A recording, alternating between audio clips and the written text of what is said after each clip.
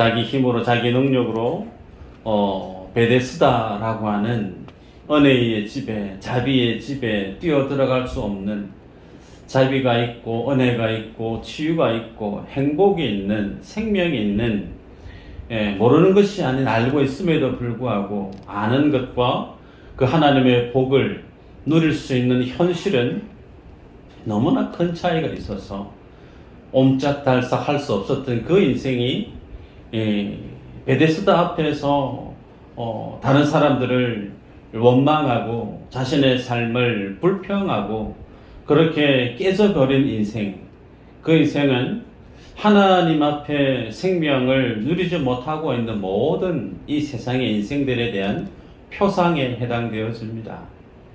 그런 그를 주님이 선택하시고 예수님을 그에게 보내셨고 하나님의 말씀을 통해서 그 심령이 주님 앞에 회복함을 입었던 내용을 우리는 압니다. 주님의 기대치는, 주님이 그 영혼에 대한 하나님의 뜻은 그 심령이 38년 된 그 질병에서 치유되어지는 선을 뛰어넘고 예수 그리스도의 구원에 이르는, 분량에 이르는 참 생명을 얻는 그 자리까지 가게 하기 위해서 하나님은 태초부터, 창세 전부터 일하셨던 하나님이다, 그렇게 말씀을 보았습니다.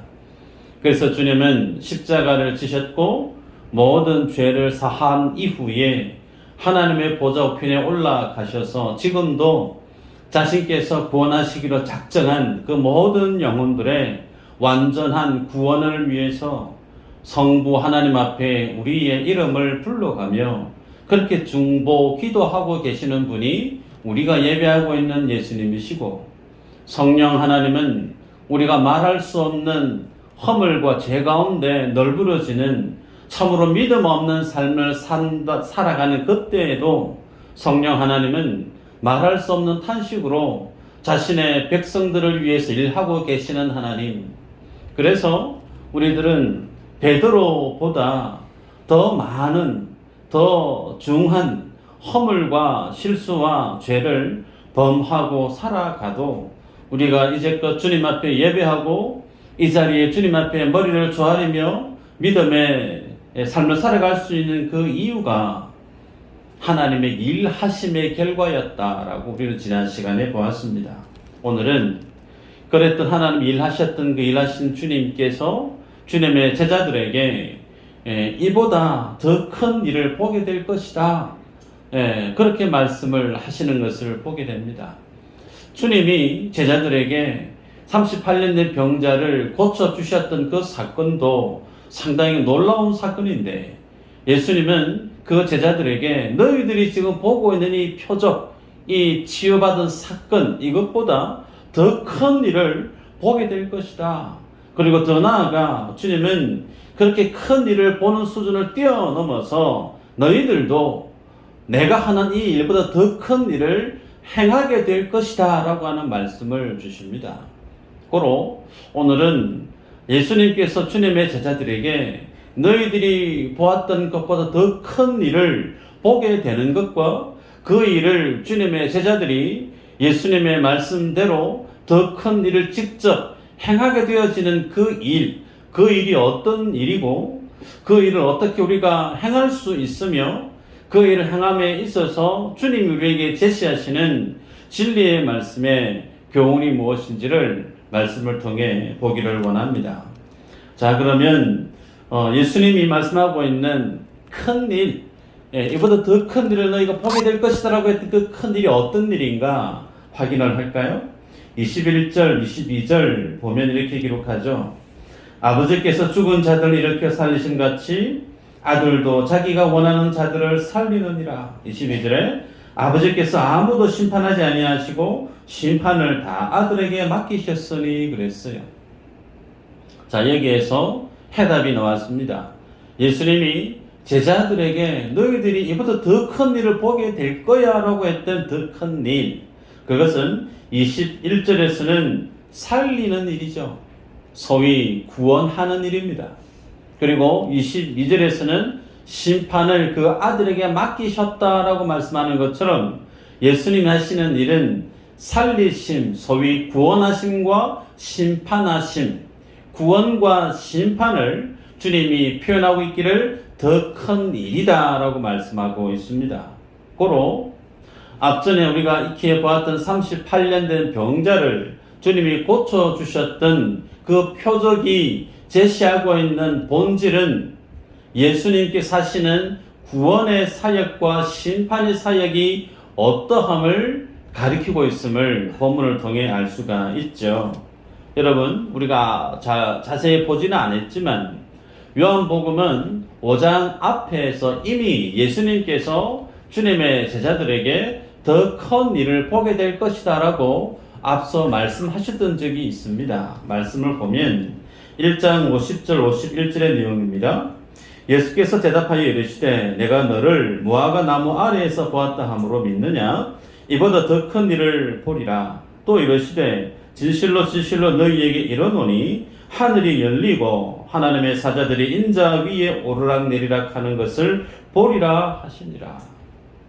여러분, 여기에서 이 말씀은 예수님의 제자 나다나엘을 부르시는 과정 속에 주님이 하시는 말씀입니다.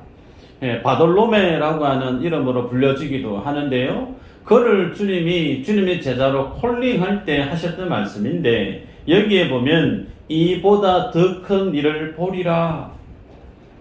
그 큰 일이 뭐냐고 그 다음에 구절에 보면 인자가 주님 앞에 설 때에 하늘이 열리고 하나님의 사자들이 인자 위에 오르락내리락 하는 거 보게 될 거야.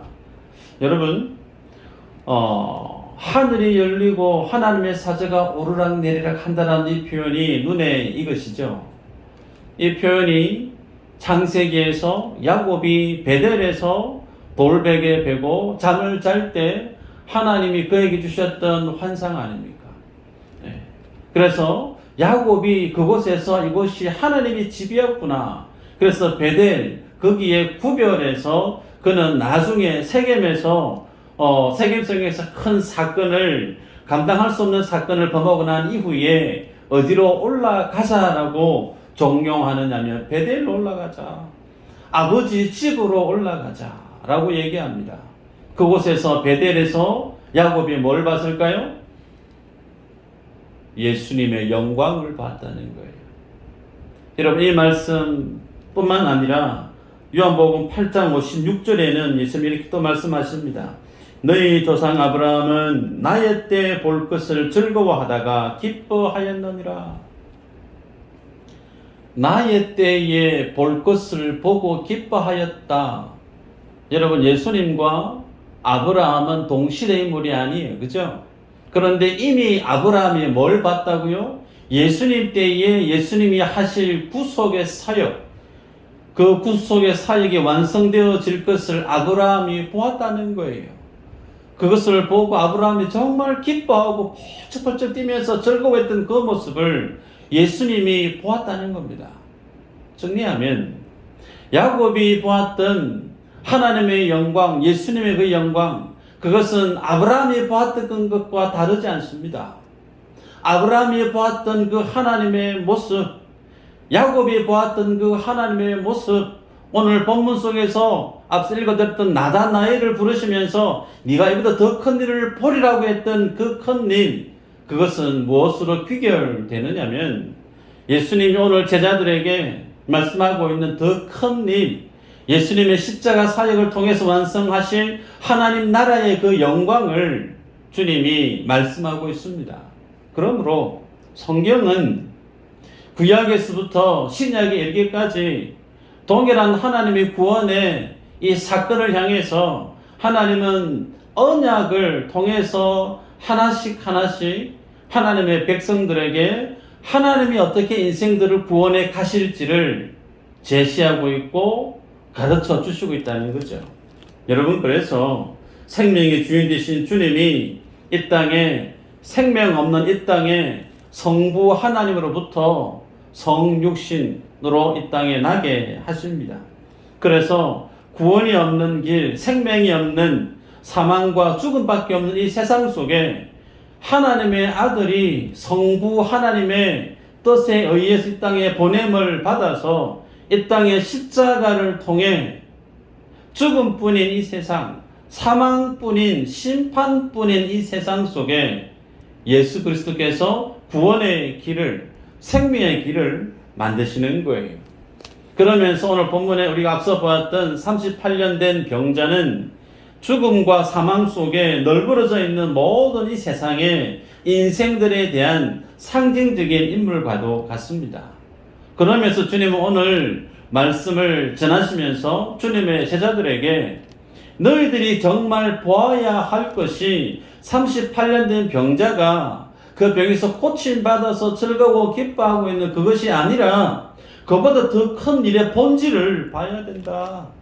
그것이 뭐냐면 하나님께서 죽은 영혼을 살려내시는 구원하심의 일이 무엇이고 하나님께서 구원과 동시에 행하고 계시는 심판이 무엇인지 너희들은 눈여겨봐야 돼라고 하는 시선을 유도하고 있는 말씀을 보게 됩니다. 그러기에 여러분, 주님이 요한복음 14장 12절에 이렇게 말씀합니다. 내가 진실로 너희에게 이르노니 나를 믿는 자는 내가 하는 일을 그도 할 것이요 또한 그보다 큰 일도 하리니 이는 내가 아버지께로 감이라. 여러분, 예수님께서 주님의 제자들에게 지니고 있는 하나님의 뜻, 예수님의 기대치는 예수님이 죽은 영혼을 살려내시고 사망과 없는 인생을 주님이 구원으로 이끄시는 놀랍게 일하시는 그 주님의 사역을 뒷짐지고 구경꾼으로 지켜보고 있는 것을 원하지 않는다는 거예요. 주님이 하시는 그 일이 인생에 볼 때 정말 입이 떡하니 벌어질 정도로 놀라운 일임에도 불구하고 그 일을 보여주시는 의도가 어디까지인가? 너희도 친히 예수님이 하시는 그 일을 소위 하나님의 구원과 하나님의 심판을 주님이 하시는 그 사역처럼 너희들도 오히려 나를 뛰어넘는 더 큰 일들을 바로 너희들이 하게 될 것이야 라고 주님이 38년 된 병자를 치유한 사건이 제시하고 있는 목적지를 향해서 가리키고 있는 것을 보게 됩니다.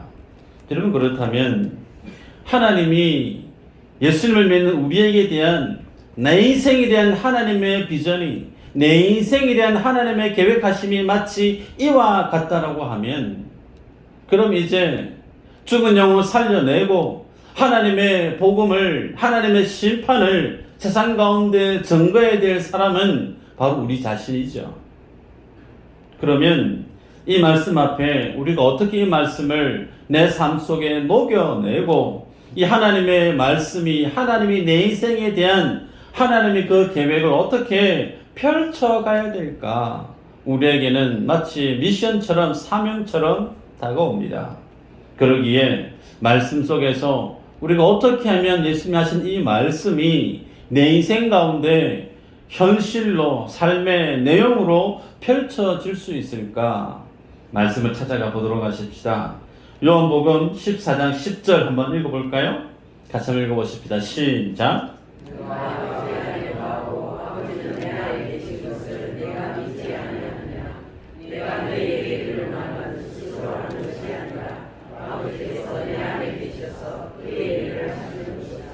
아멘. 여러분, 이 말씀이 왜 중요하고 이 말씀이 뜻하는 바가 뭐냐면 예수님이 하나님의 사역을 하고 있는 원리를 제시하고 있어요.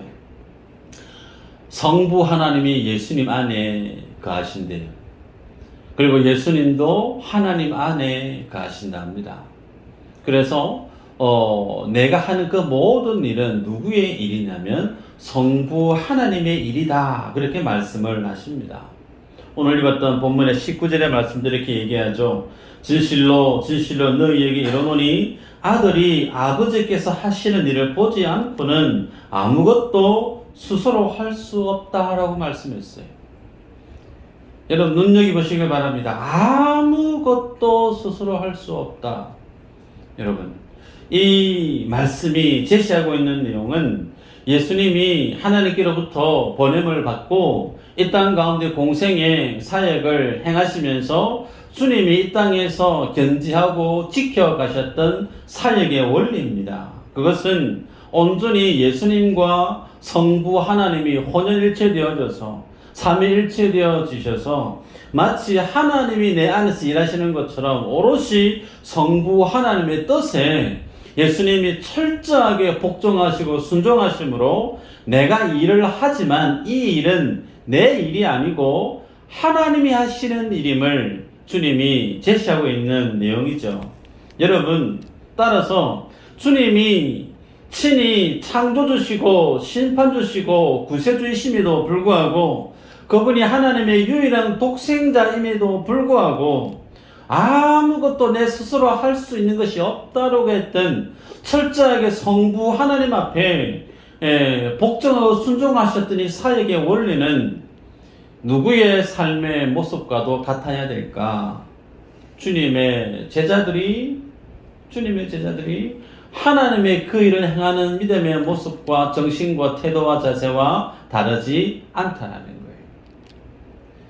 예수님이 하나님의 그 일을 행하시면서 바삐 공생의 삶을 사시고 많은 일들을 행하시던 그 모든 과정 속에 주님은 이 사역의 원리를 잃어버리셨던 적이 한 번도 없습니다.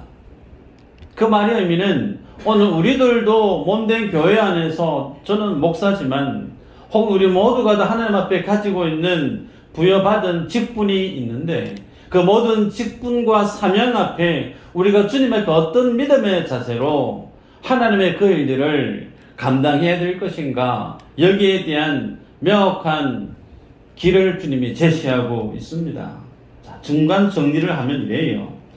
예수님께서는 구원과 심판이 이제 너희들이 보게 될 가장 큰 일이다, 그렇게 제시하셨고 그 일을 너희들이 보게 될 뿐만 아니라 그것을 보는 수준을 뛰어넘어서 너희들이 친히 이제 그 일도 함께 하는 인물이 될 것이다 라고 주님이 말씀합니다.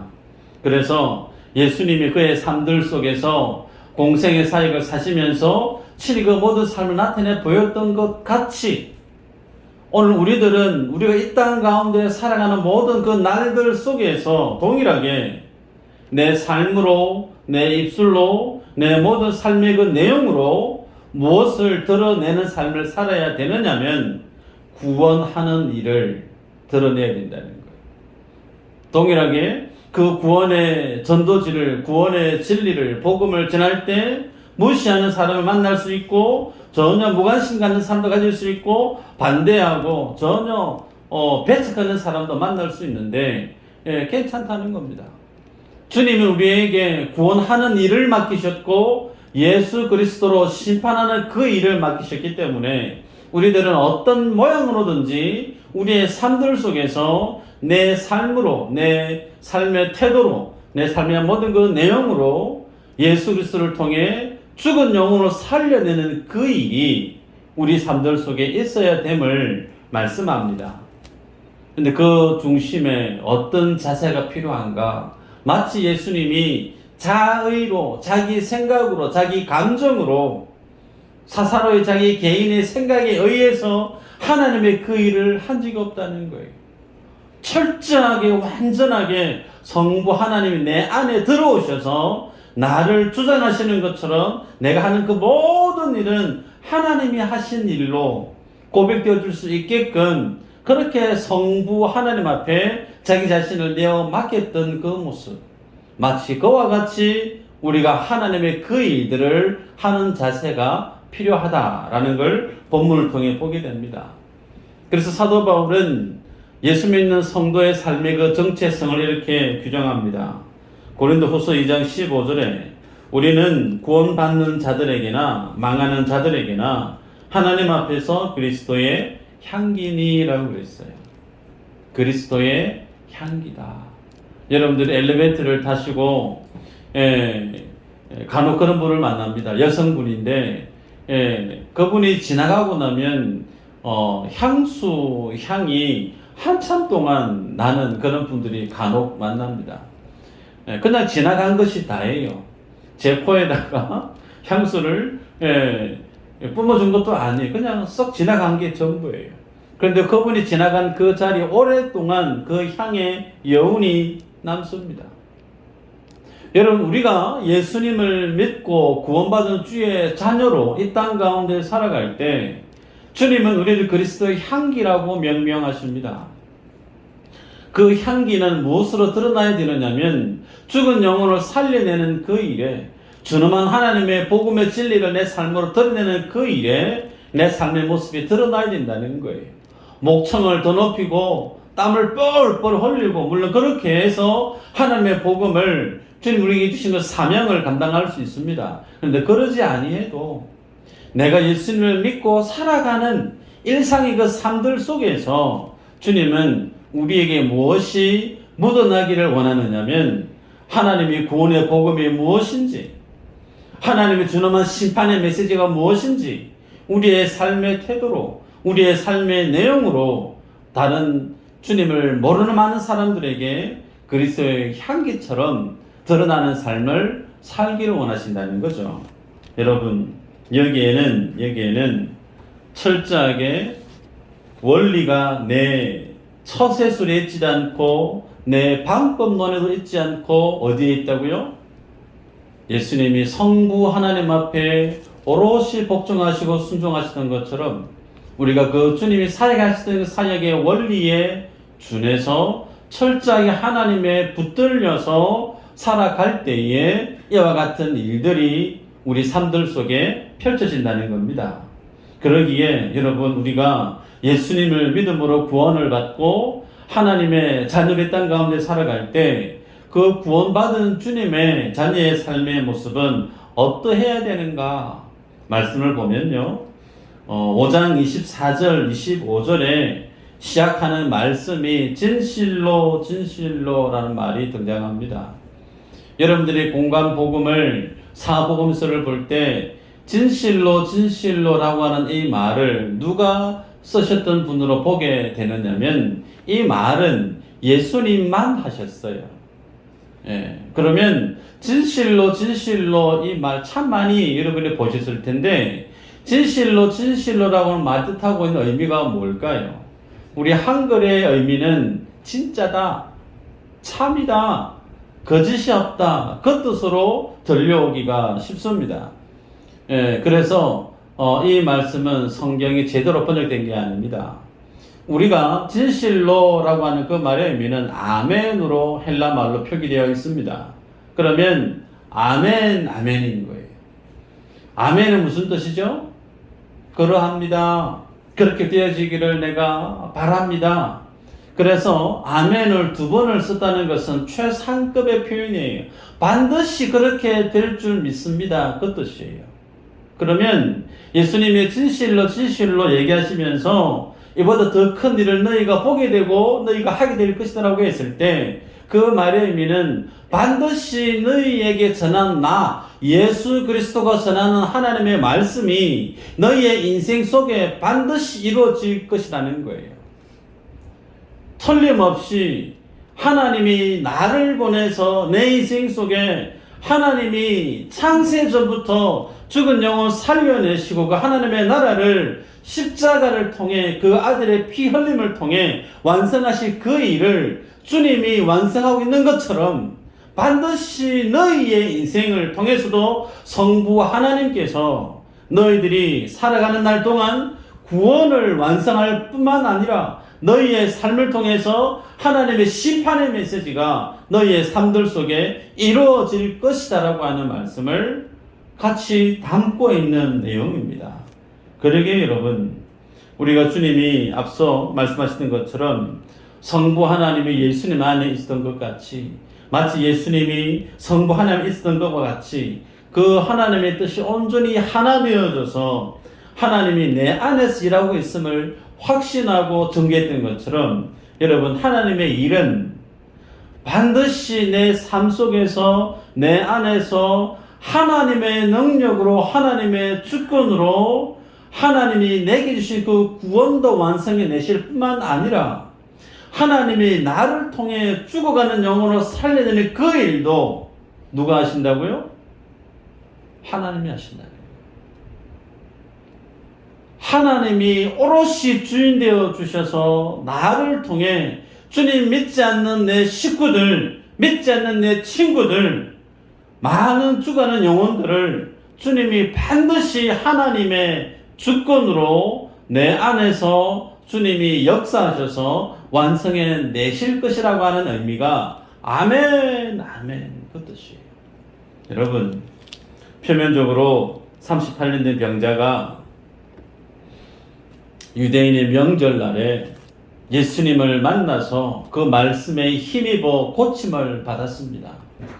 그 일이 어떻게 되어졌느냐면 38년 된 그 병자를 만나게 하신 이가 누구냐면 성부 하나님이세요. 성자 예수님이 언제 그 38년 병자를 만나야 되는 그 시기 또한 주님의 유대인의 명절이라고 하는 그 시간을 주님이 정해놓으셨다는 거예요.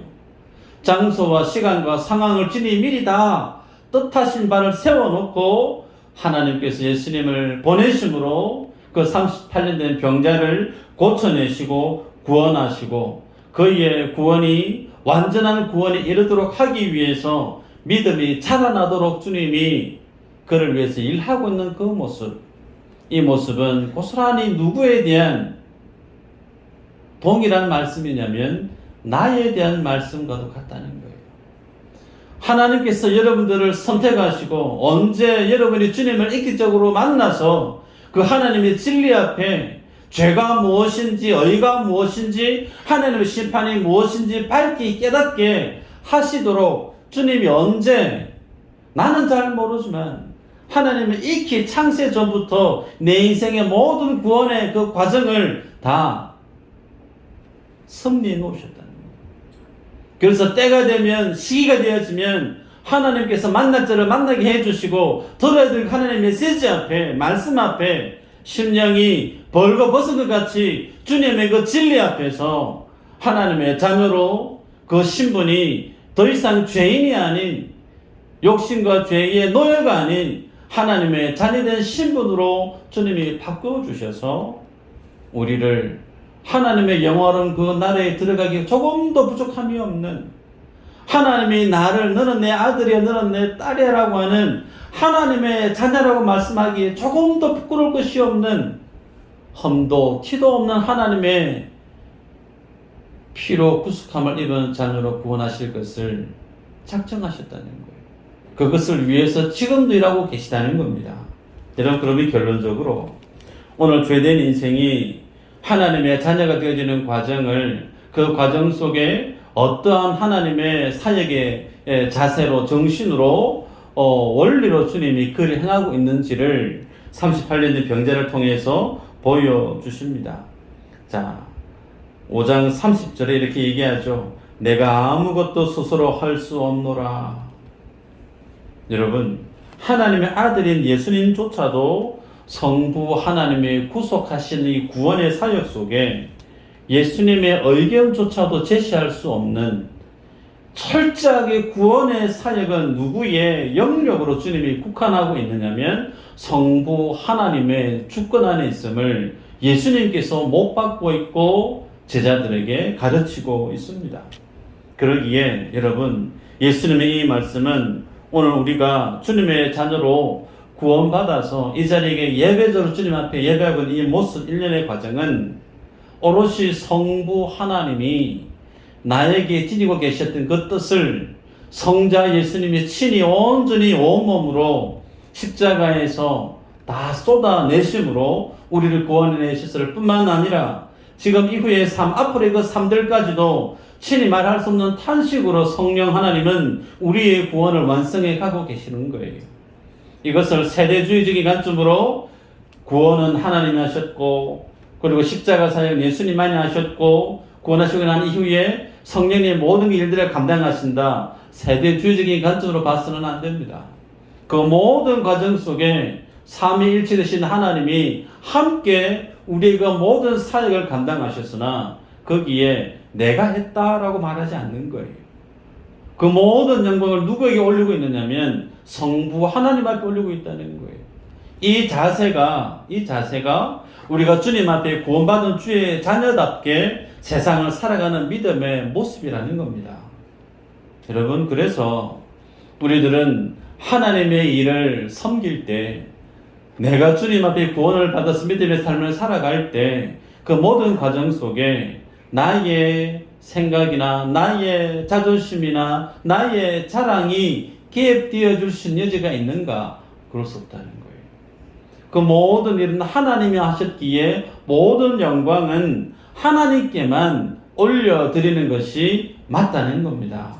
한번 말씀을 볼까요? 에베소서 2장 8절 9절 읽어보십시다. 시작.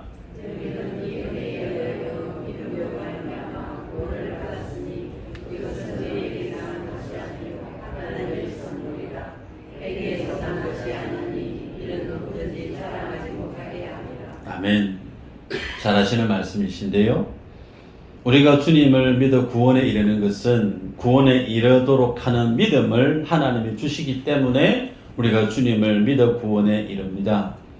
그 믿음의 선물은 우리의 노력이나 우리의 열심에 있지 않고 하나님이 그냥 주시는 선물이라고 말씀해요. 그렇게 주님 우리에게 그냥 주셨던 그 믿음의 선물로 인해서 하나님은 우리를 구원해 가세요.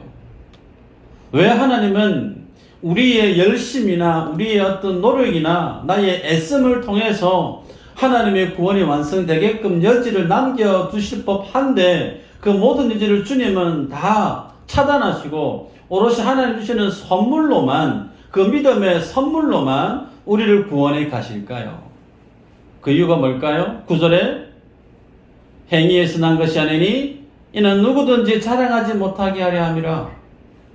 왜 하나님이 우리를 은혜로 구원하시느냐면 자랑하지 못하게 하기 위해서라고 밝히고 있습니다.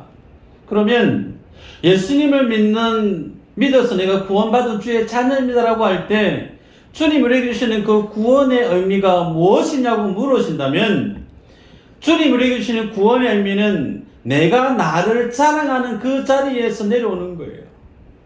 주님이 우리에게 주시는 구원의 그 의미는 내가 나를 위해서 살고 내가 만든 것을 자랑하고 내가 만든 것을 다른 사람으로부터 인정받고 내가 높이를 받고 싶은 그 모든 자리에서 이제는 하나님을 자랑하고 하나님을 기뻐하고 하나님 하신 그 모든 일들을 드러내는 그 일로 삶의 자리를 바꾸는 것이 뭐라고요? 구원이라는 거예요. 반대로 해석하면 죄가 그러면 뭔가? 죄. 하나님을 자랑하지 않고 내가 내 자신을 자랑하려고 하는 그 모든 것들이 죄라는 거예요. 하나님이 일을 할 때, 목회자가 주의 일을 감당하고자 할 때, 목사가 높아지기를 원하는 마음으로 뭔가를 했다라고 하면 그 일이 잘 되어져서 사람들로부터 인정받을 수 있으나 하나님께는 아무것도 아니라는 거예요. 마찬가지입니다. 우리가 하나님 일을 감당할 때 그 일을 잘해서 내가 좀 자랑을 받고 싶고 자랑을 하고 싶은 마음이 조금이라도 있는 그런 여지 안에서 우리가 하나님의 그 일을 하게 되어지면 그게 뭐라는 거예요? 죄라는 겁니다. 구원은 철저하게 하나님이 자랑하지 못하게끔 만들어버립니다. 구원은 하나님이 우리로 하여금 오롯이 하나님만이 하셨다라고 하는 그 일을 고백하게 하고 그래서 나는 아무것도 한 것이 없는 빈손으로 주님 앞에 오게끔 하시는 그래서 주님 앞에 고개를 들 수조차 없고 주님 앞에 내 마음의 교만함을 조금이라도 드러낼 수 있는 여지를 완전히 주님은 차단해 버리십니다. 이게 성경이 우리에게 주시는 구원의 모습이에요. 말씀을 보고 마실까요? 누가복음 18장 9절 이후에 보면 예수님께서 두 사람의 기도의 내용을 언급하십니다. 바리새인의 기도와 세리의 기도에 대해서 말씀을 주시죠. 바리새인의 기도는 비교하면서 다른 사람을 평가절하하면서 자기 자신이 마치 의로운 사람이냐 그렇게 기도를 합니다. 말씀을 보면요. 누가복음 18장 11절 이후로 바리새인은 서서 따로 기도하여 이르되 하나님이여 나는 다른 사람들 곧 토세, 불의, 간음을 하지 않는 자들과 같지 아니하고 이 세리와도 같지 아니함을 감사하나이다. 나는 일회에 2번씩 금식하고 또 소득의 11조를 드리나이다. 자기 자랑이 가득해요. 내가 저 세리와 같지 않니 참 감사합니다 그래요. 일회에 2번씩 금식하면서 소득의 11조 우리 안에 금식기도 하시는 분이 몇 분이나 계실까? 저도 안 해요.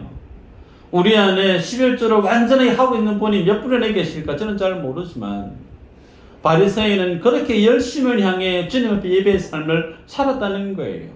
그런데 그의 기도에 비해서 세리의 기도의 내용을 보면 13절에 세리는 멀리 서서 감히 눈을 들어 하늘을 쳐다보지도 못하고 다만 가슴을 치며 이르되 하나님이여 불쌍히 여기소서 나는 죄인이로소이다 하였느니라. 주님이 바리새인의 기도와 세리의 기도 중에 누구의 기도를 들으셨을까요? 세리의 기도를 들으셨습니다. 도리어 열심히 자기의 의를 자랑하고 있는 바리새인을 향해서 주님은 독사의 자식이라 할 수 있는 최고의 욕을 주님은 바리새인에게 쏟아내셨습니다. 여러분, 예수님 앞에 구원받은 자의 모습이 세리와 다르지 않습니다. 나의 모습이 세리와 다르지 않다는 거예요. 내가 주님의 그 은혜로 구원을 받았으면 동일하게 우리도 하늘을 향해 고기를 쳐다볼 수 있는 염치가 없는 게 당연해요. 이 말씀을 여러분이 수긍이 가실지 모르겠습니다. 내가 고개를 들어 하늘을 볼 수 있는 염치도 없이 정말 가슴을 치면서 주여 나를 불쌍히 여겨 주십시오. 나는 죄인입니다. 이 고백을 입 밖으로 내뱉고 그 고백에 전하는 삶을 살아가는 그를 통해 하나님이 큰 일을 행하십니다. 죽은 영혼을 살려내시고 죄가 뭔지 의가 뭔지 하나님의 심판의 메시지가 뭔지 이 세리와 같은 찢겨진 마음으로 은혜 앞에 흐느껴 울며 하나님의 긍휼만을 부여잡고 하나님의 주권 앞에 넙죽 엎드려서 고기조차 들지 못하는 그 하나님의 은혜 앞에 정복당해 있는 이 세리의 심령으로 주 앞에 나오는 자들을 통해서 하나님은 더 큰 일들을 너희들이 할 수 있다라고 말씀해요. 여러분, 주님이 찾으시는 사람이 세리의 심정을 지닌 하나님의 예배자입니다. 바라기는 하나님은 이 믿음의 자리를 우리를 이끌어 가시는 분이십니다. 믿음의 이 물살에 여러분의 삶을 내맡기시고 광활한 그 하나님의 나라, 은혜로 빛나고 완성된 그 은혜의 바다에 모두가 다 말씀 부여잡고 성령 의지하고 모두가 다 그 자리에 도달하는 모든 여러분들 되시기를 주의 이름으로 축복합니다. 기도합니다.